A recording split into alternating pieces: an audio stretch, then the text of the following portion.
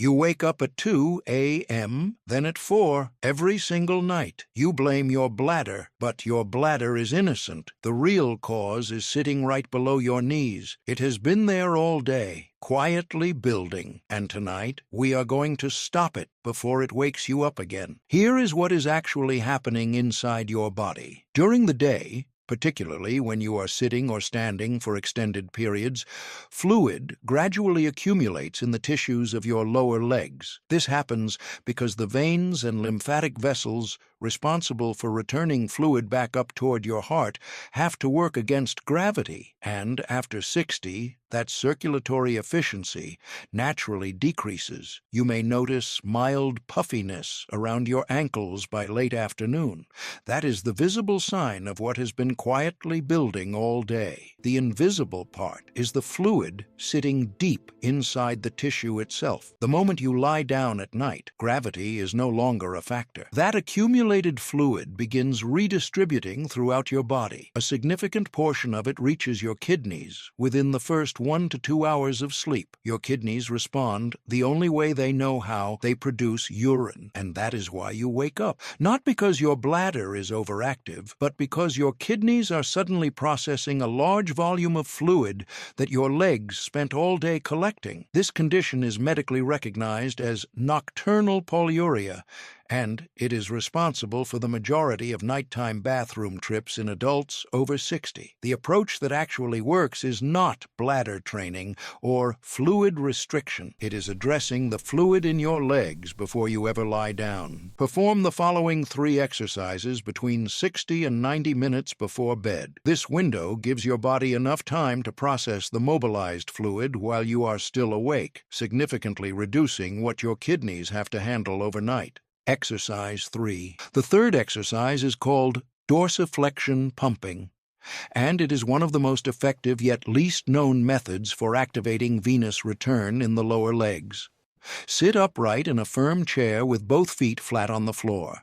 Now, pull both feet upward toward your shins as far as they will comfortably go, flexing your ankles fully. Hold for 2 seconds at the top, then lower your feet back down so your toes point slightly toward the floor. That is 1 complete repetition.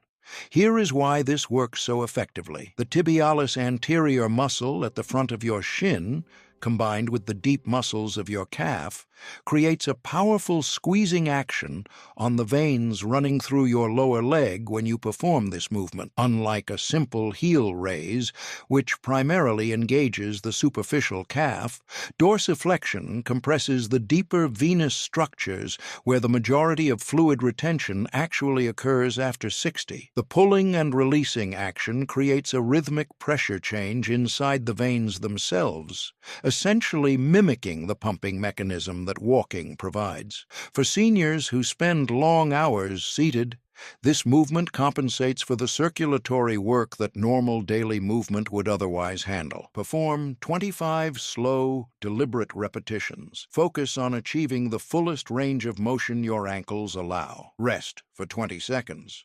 Then complete a second set of 25. The entire sequence takes under 4 minutes, and immediately begins moving stagnant fluid back into active circulation. Exercise 2. The second exercise uses a combination of gravity and deliberate muscle relaxation to drain fluid from your legs far more efficiently than elevation alone. Lie flat on your back on your bed. Place 2 to 3 firm pillows under both calves so that your legs are elevated at roughly a 30 to 45 degree angle above your heart. This elevation angle is important. Research in vascular medicine has consistently shown that this specific range maximizes venous return velocity without creating the discomfort that comes from steeper angles. Once your legs are positioned, you are going to work through a progressive muscle release sequence from your feet upward.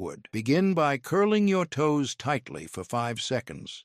Then release them completely and let them go limp. Move to your feet, flex them firmly for 5 seconds, then release. Now tense your calf muscles by pressing the back of your legs gently into the pillows for 5 seconds, then release fully. Finally, tighten your thighs by pressing them together for 5 seconds, then let them go completely soft. This progressive tensing and releasing technique does something passive elevation alone cannot achieve. Each time a muscle group contracts and then releases, the sudden relaxation creates a drop in tissue pressure that actively draws fluid out of the surrounding interstitial spaces and into the venous and lymphatic vessels. It is a physiological mechanism called the muscle pump effect, and it is significantly more powerful when the legs are already elevated and gravity is assisting the flow. Complete 2 full rounds of this sequence, moving from toes to thighs each time. Then remain in the elevated position with your legs completely relaxed for an additional 3 minutes. By the end of this exercise, your lower legs should feel noticeably lighter and less heavy than when you began.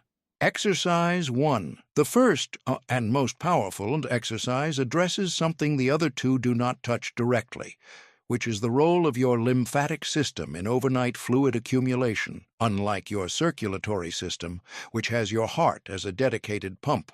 Your lymphatic system has no pump of its own. It relies entirely on 2 things to move fluid through its vessels: muscle movement and the pressure changes created by deep breathing.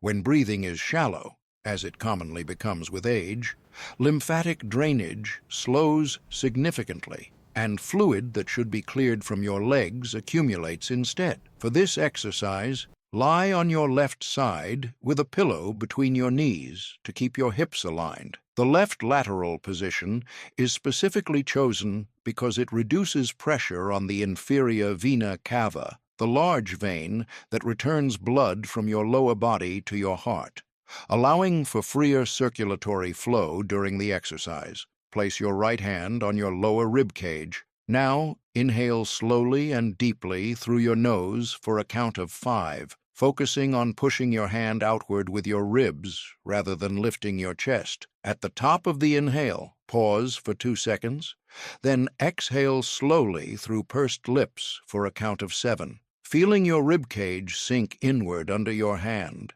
This breathing pattern creates significant pressure fluctuations inside your thoracic cavity with every cycle.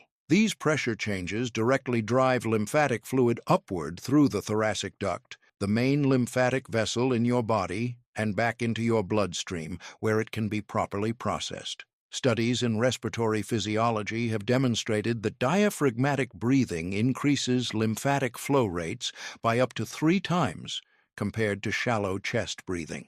Perform 10 complete breathing cycles in this position, then gently roll onto your back, lower your legs flat, and rest for 2 minutes before standing. Before going to bed, visit the bathroom once to empty your bladder intentionally. This deliberate final void, combined with the fluid your body has already processed during these exercises, means your kidneys will have significantly less work to do once you fall asleep. One simple dietary adjustment that directly supports these exercises, reducing your sodium intake after 4 p.m., makes a measurable difference in how much fluid your tissues retain overnight. High sodium in the evening causes your body to hold on to water in your legs and feet at precisely the time when you are least active. Replacing high-sodium snacks or meals with potassium-rich options, such as a small banana, a handful of spinach, or a sweet potato,